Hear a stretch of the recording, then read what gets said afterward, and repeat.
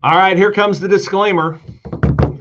I serve on a local board of education. I do not speak for my local board of education, and I am not referring to my local school district when I speak about the next topic I am going to speak about. I'm speaking about Westerville City Schools and the decision last night at the Board of Education meeting that was a preliminary hoop jumping exercise. Whenever you have a new board policy, you have to give it 2 public readings. So last night was the first public reading. Look, they're going to rescind permission for Lifewise Academy to operate in the Westerville School District. That is very evident from what happened last night at the Westerville Board of Education meeting, despite the fact that the room was packed with Lifewise Academy supporters. Now, this is a decision that the board can make. They're going to make it, and their gutless superintendent is going to allow it to be made because she's had pressure placed upon her by the Westerville Progressive Alliance. And as I dug into this issue, it is very interesting how cozy this relationship is between members of the school's Board of Education and the Westerville Progressive Alliance. Listen, we live in a free country, and I obviously am not a progressive, okay? And so if Westerville wants to go down the drain, it's Westerville's decision. I picked my daughter up at a Westerville school play a few years ago, and I'm standing outside waiting on her and her friends to come out. And I thought, am I waiting for my daughter to come out of a school play, or am I standing in Darwin's waiting room?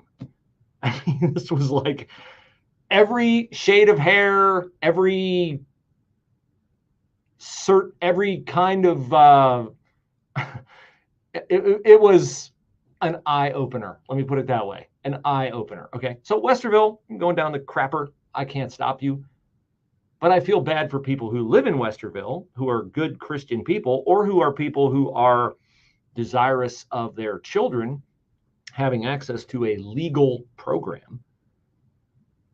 That Lifewise Academy is legal. It is a volunteer program.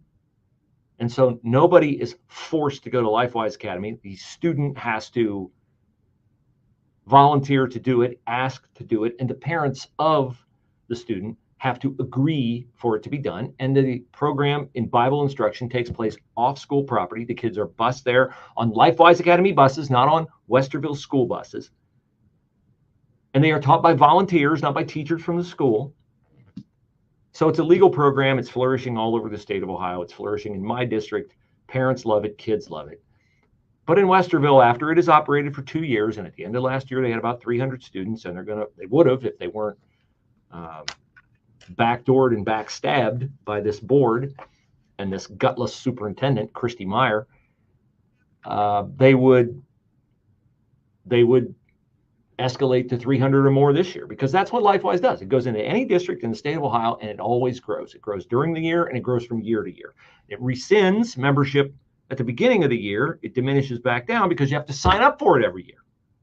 And so it takes a little while for people to say, oh, yeah, I want my kid in that again. I thought last year, since I was in it, it would be, customary for them to be in it again. But you have to sign up every year. So that's why it lags back in the beginning of the year. But unless the board stepped in, which it's going to at its October the 14th meeting, that's very obvious, because the objection is that it's a disruption to the school day. Now, this is a phony baloney objection, just like the original phony baloney objections were phony baloney.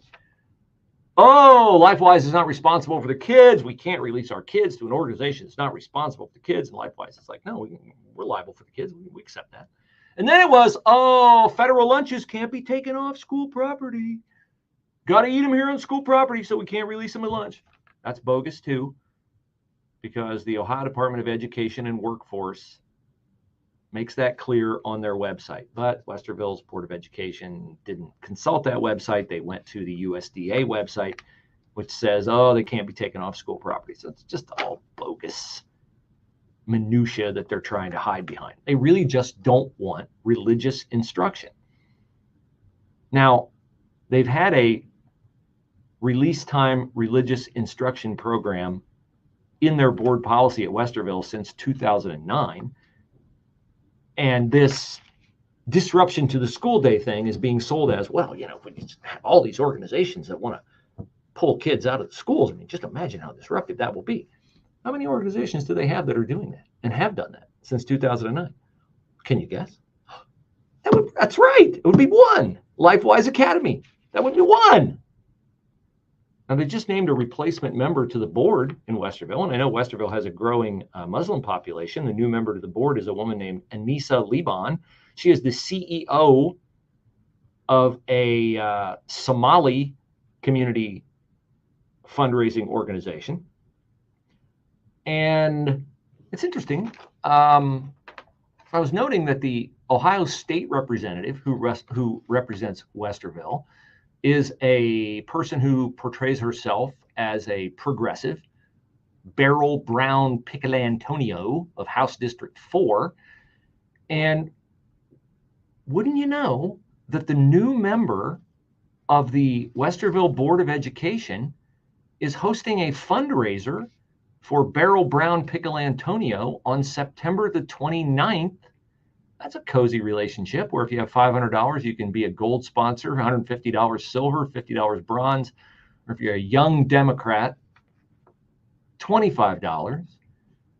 Looked into Beryl Brown Picolantonio. She used to serve on a board of education, not Westerville, Gahanna. Guess what she accomplished while she was the president of the Gahanna Board of Education? That's right. She got rid of release time religious instruction. So this is clearly a Westerville Progressive Alliance pressure campaign that the Westerville Board of Education is bending to.